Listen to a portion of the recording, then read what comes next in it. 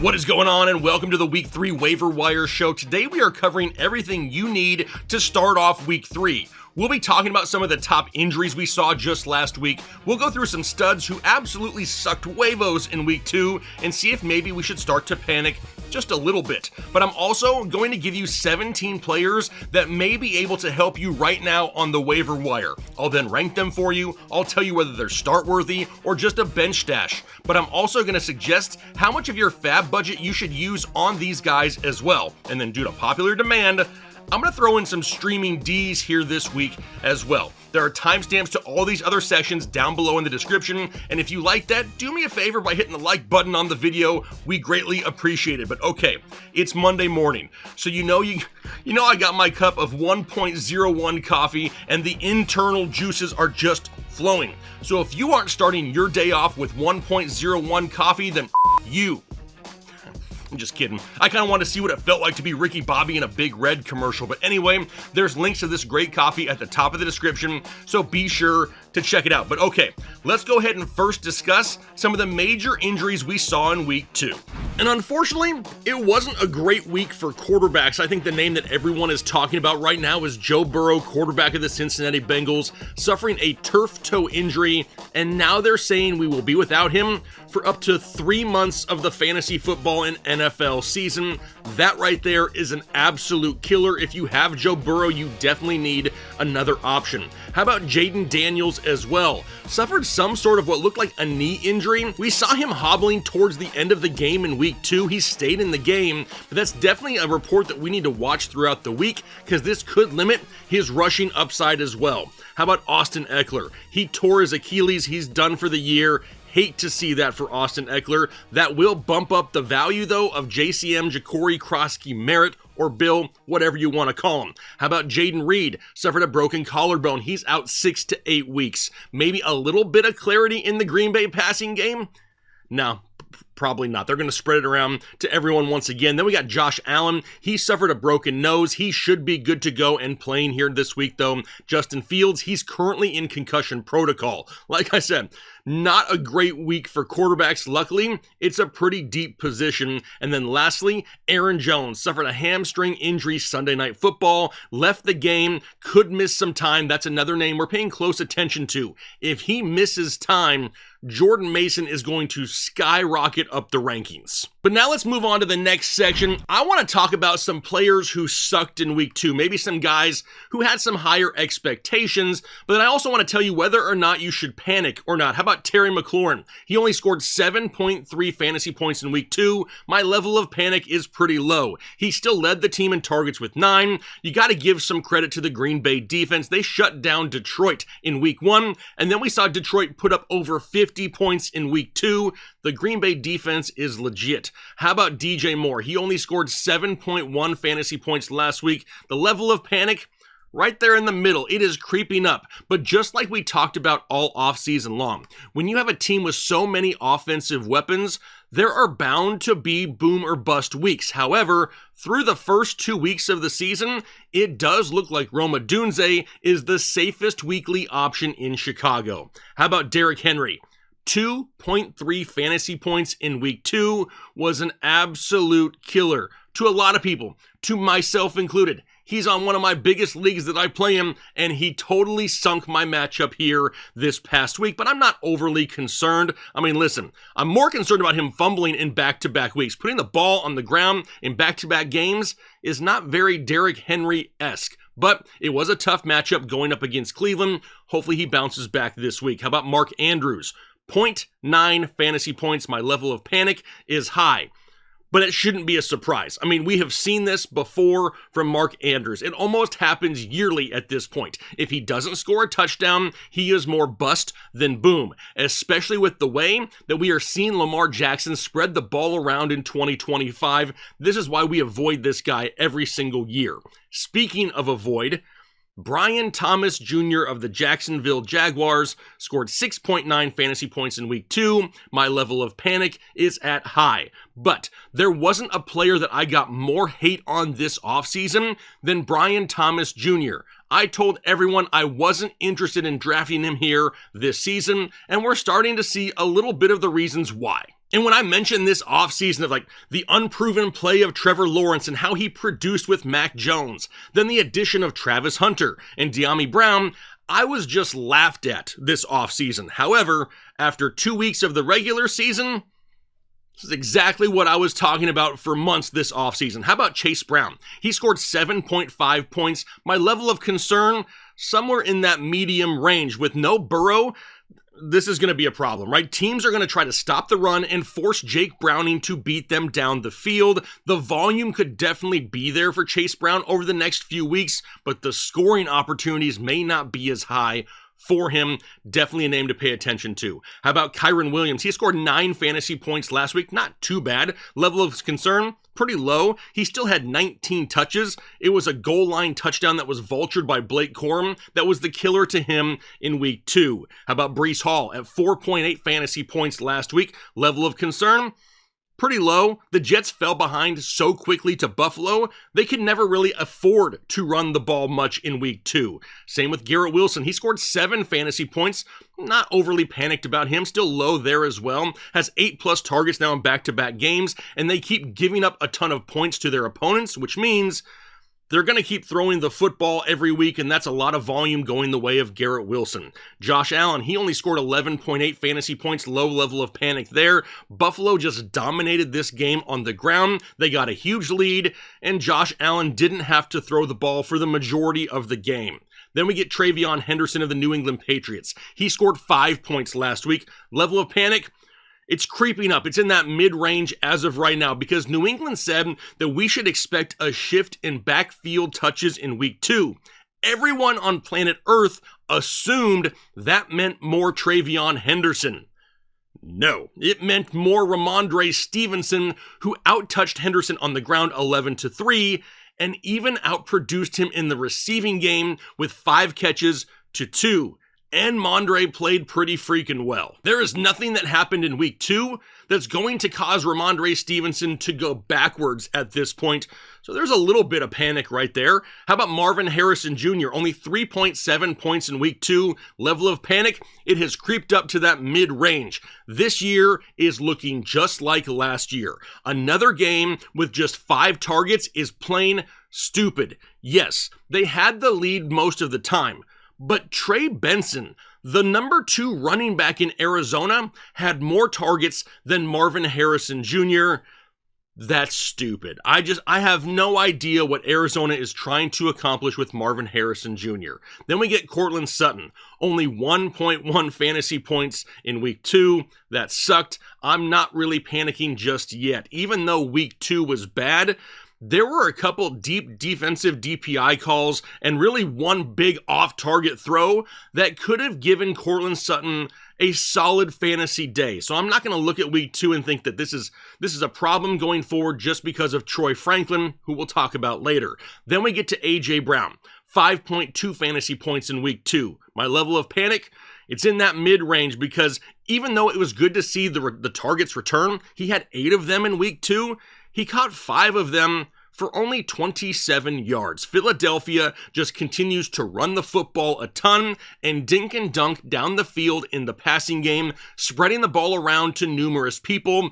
This is why we don't like A.J. Brown each and every year. And then lastly, Drake London only scored 4.4 points there on Sunday night. My level of panic is still low when it comes to Drake London. It is clear that he is not 100% healthy after what happened to his shoulder in week 1. He played more of a decoy role in week 2. And this is why it is impossible to trust the injury reports in the NFL. If they say a player is good to go, they're not always good to go, right? They may be on the field, they may be running some routes, but it's more of a decoy role to draw defensive attention away from other guys that they can utilize in that passing offense. But now that brings us to week 3, so let's go ahead and pull up some of the must-add players off of the waiver wire. And like I said at the beginning, we'll go through these names, but then I'm going to go ahead and put them in an order or a ranking for you if you need something like that. But let's start off with a few quarterbacks because I know there were a lot of quarterbacks that were injured in week 2. How about Russell Wilson? He's available out there, only 4% owned right now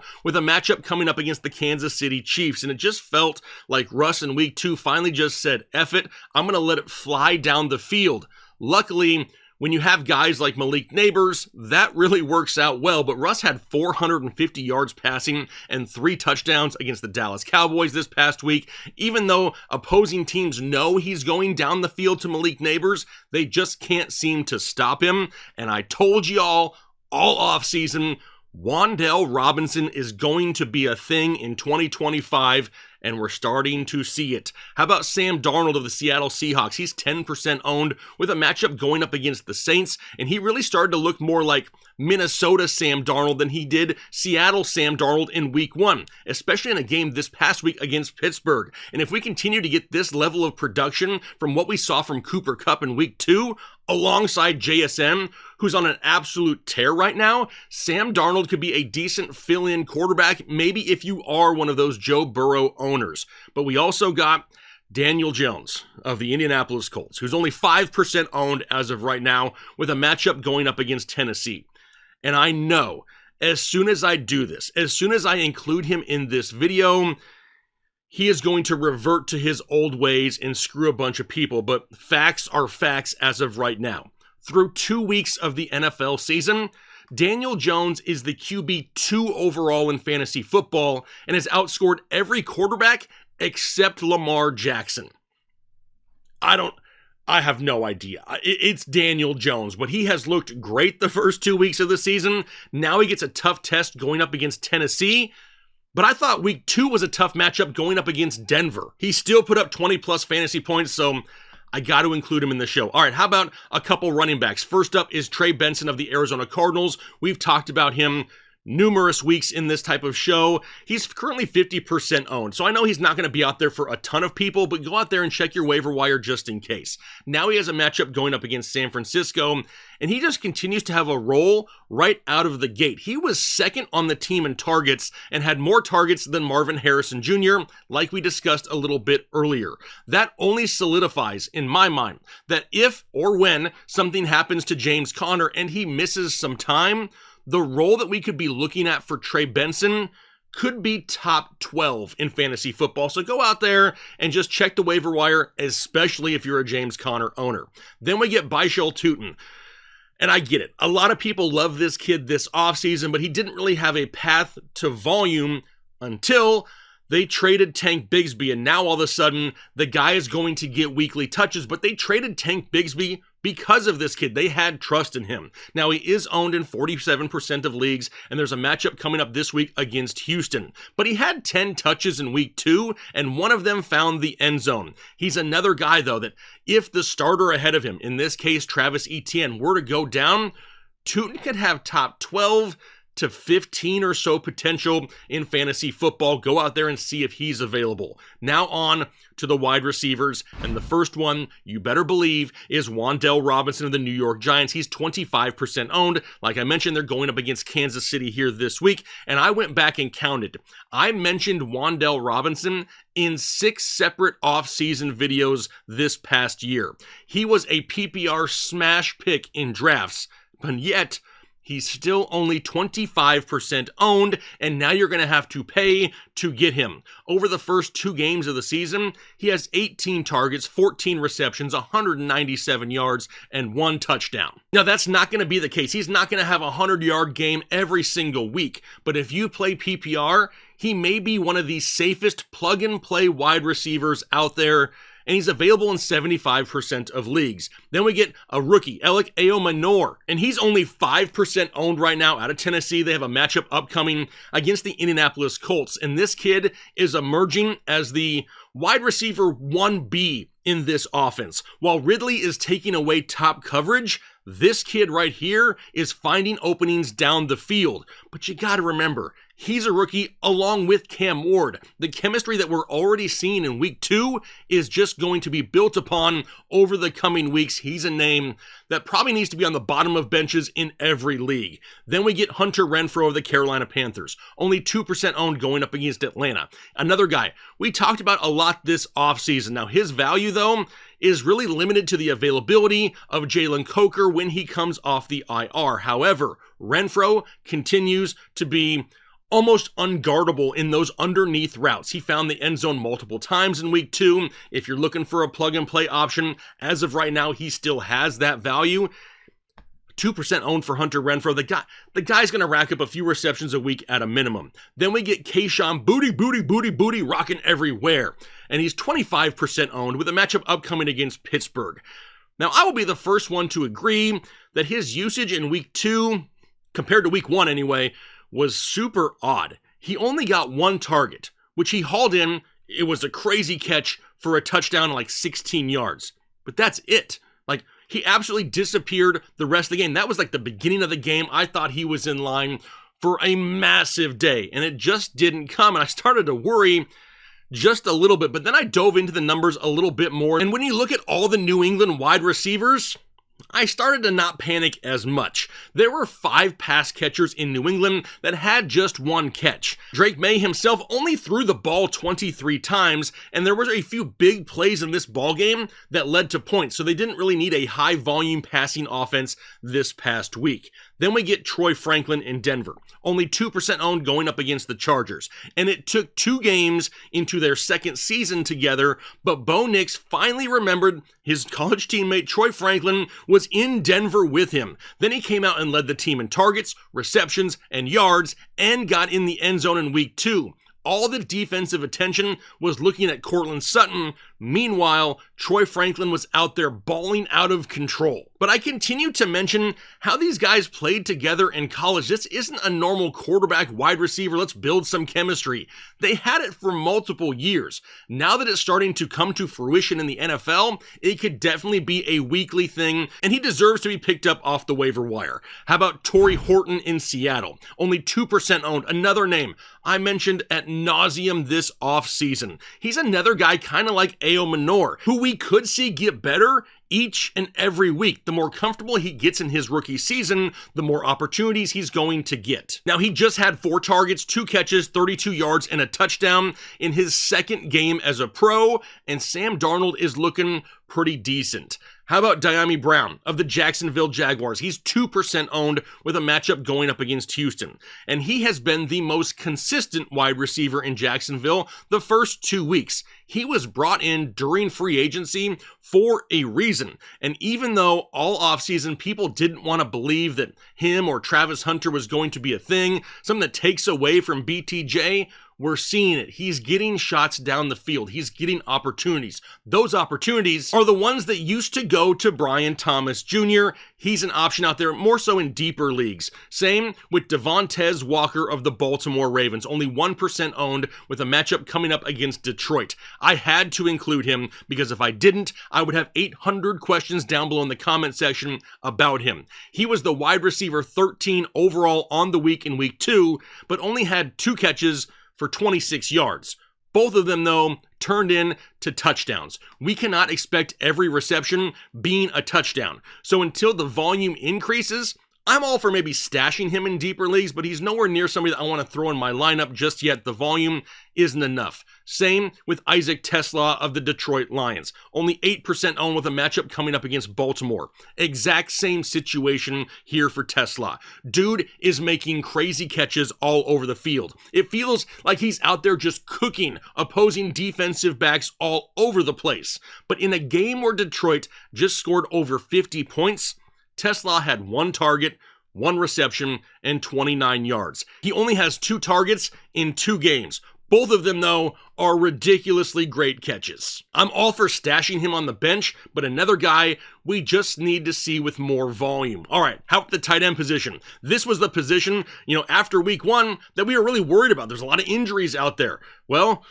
there's still guys on the waiver wire that could help you out if needed. How about Juwan Johnson of the New Orleans Saints? He's currently 30% owned with a matchup this week going up against Seattle, and he just continues to be on the field all the time. He just played over 95% of the snaps for the second straight game. He now has 20 targets in 2 weeks and is the tight end 3 overall in fantasy football. He needs more attention. How about Zach Ertz as well in Washington? He's 45% owned going up against Las Vegas. Now, Ertz may not be on the field as much as Juwan Johnson, but he continues to be a red zone option in Washington every single week. He now has touchdowns in back-to-back games, and just like last year, It may not be the sexiest name to throw into your fantasy lineup, but he is continuing to produce almost each and every week. And then lastly, Harold Fannin. He's 40% owned as of right now, a big jump after last week. They're going up against Green Bay, and he's not going to have the ceiling of Juwan Johnson or Zach Ertz because Cleveland just doesn't score as many points. But if you play in PPR leagues, there is enough volume here for Harold Fannin Jr. for him to be a Verge top 12 guy each and every week. Now, he may not be the guy that racks up a lot of touchdowns or a lot of yardage, but if he can haul in 6 balls a week for 40 yards, in PPR leagues, you're looking at right around 10 points. And 10 points at the tight end position these days is basically gold. But all right, now that we've gone through 17 players, how are we going to rank these guys? How do you know which ones you should go after? Well, let's look at our waiver wire power rankings, and I'm going to go ahead and put the quarterbacks and tight ends at the bottom here. Doesn't mean that they don't have more value, just a lot of guys don't need a quarterback or a tight end, and I don't want them spending a high waiver claim or a FAAB budget claim on these guys. So they'll be down below. We'll talk about them here in a second. But let's start off at the top of the list. It's Wan'Dale Robinson. The volume alone, the way that Russ is throwing the ball down the field, he's top of the list for me. Then we got Alec Eomanor. And yes, it's going to take a few weeks maybe for that volume to continue to increase, but we're already seeing it 2 weeks into the season, so he needs some attention. Next up is Trey Benson. We talked about his role out targeting Marvin Harrison Jr. Then we got Baishal Tootin. It's the running back position, right? There's not a lot of options out there on waivers as of right now to find a guy that's getting 10 touches a week and could really have a large role if the starter were to go down. They need more attention. He needs to be over 50% owned. Then we get Kayshon Boutte, who's only 25% owned as well. And even though week 2 was somewhat of a downer, he's too big of a part of that offense for him to just be forgotten about. Then Troy Franklin in Denver, building that volume up with Bo Nix finally in Denver. Then Torrey Horton in Seattle, only going to get more volume as the season progresses. Hunter Renfrow, I would have him higher on this list if Jalen Coker wasn't coming back here in the next couple of weeks. Then Dyami Brown, a little bit more of a bench stash, right? Not somebody who's going to see excessive volume, but could rack up some big plays. Same with Devontae Walker and Isaac Tesla, two guys that I wouldn't mind owning in deeper leagues, but we're not close to starting them yet here in our fantasy lineups. But then we get down to the tight end. So if you're looking for a tight end, this is how I would rank the three that are out there on the waiver wire most consistently. We're going to go with Juwan Johnson, then Zach Ertz, and then Harold Fannin. Johnson's just on the field so much. He's getting touchdown opportunities. He's getting volume.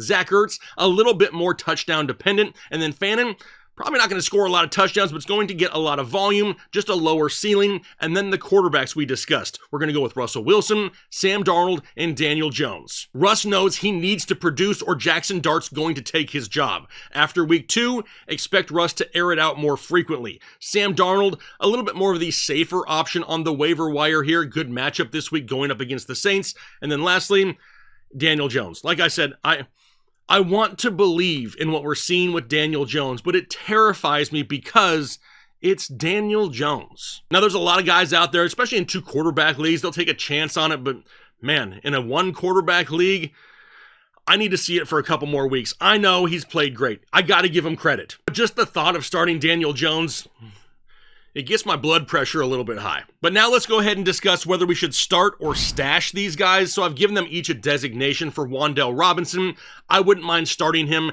especially in deeper leagues, those multi-flex leagues. Same with Alec Eomanor.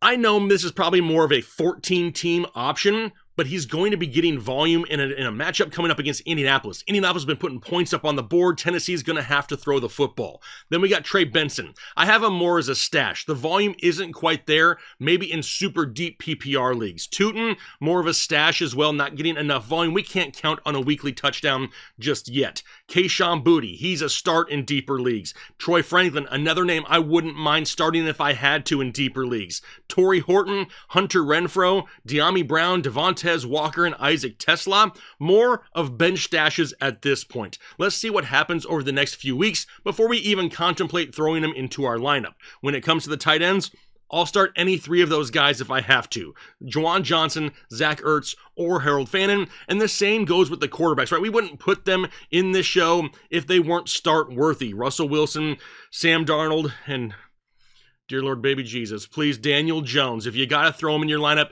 you are in my prayers this week, and I hope that this was not the kiss of death by including him in this show. But let's see how much we should be spending on these guys. Let's go ahead and pull up the FAAB budget recommendations right here for Wan'Dale Robinson, right around 20% or so. I say a little bit more for him because we've talked about him for a long time. What he's doing is not a surprise. Some of these guys who are a surprise, we have that concern, are they a one-hit wonder? It's not a one-hit wonder for Wan'Dale Robinson, so I'll pay up a little bit. Ayo Manor, right there at 15% alongside Trey Benson, Tootin, Kayshon Boutte, and Troy Franklin, all in that 15% range. Then we get down to that 10% range where we're looking at Torrey Horton, Hunter Renfrow, and De'Ami Brown, Devontae Walker, Isaac Tesla. Don't go out there and blow your wad on those guys. If you want to stash them on the bottom, cool. 5% or so of your FAAB budget. If you're looking for a tight end, Juwan Johnson, Zach Ertz, Harold Fannin, all right around 15% of your FAAB budget or so. And then the quarterback position, right? I don't want you to go out there and overpay for Russell Wilson if you can get Sam Darnold for super cheap. So I'm not overbidding on a quarterback as of right now, right around 5% of your FAAB budget or so, which only leaves us some streaming Ds to talk about. And I wasn't going to talk about them probably till week 4 or so, but we had a lot of comments last week saying, hey, I already need the streaming Ds, so we got a few for you here. We got the Seattle Seahawks. They're going up against New Orleans this upcoming week. They just held San Francisco and Pittsburgh both under 20 points now in back-to-back games. Now they get the Saints, who have minimal weapons on offense. Not a bad choice for Seattle. Then we get Green Bay, one of the most underrated defenses in fantasy football and the NFL as of right now. They're arguably one of the best defenses in the NFL through the first 2 weeks of the season. Now they get a matchup going up against Cleveland, who already struggles to find the end zone. And then lastly, the Atlanta Falcons going up against Carolina. Carolina has been turning the ball over like crazy, and Atlanta has been a little bit more of a bend but not break type defense. It's not like they're the greatest defense out there, but in this matchup going up against Carolina, they have some streaming D potential. So there you have your week 3 waiver wire show, and it's still early in the season. Stop panicking. I see a lot of people out there wanting to know if their season is cooked after 2 weeks. No. You gotta give it like at least 6 weeks before you even start thinking that way. I know we all want to win every single matchup. We want all of the stud players to produce every single game. But don't forget, it happens every single year. Studs start off a little bit slow. People start to panic. They drop players they shouldn't. We want to take advantage of those people who are panicking, not being one of the people that panic.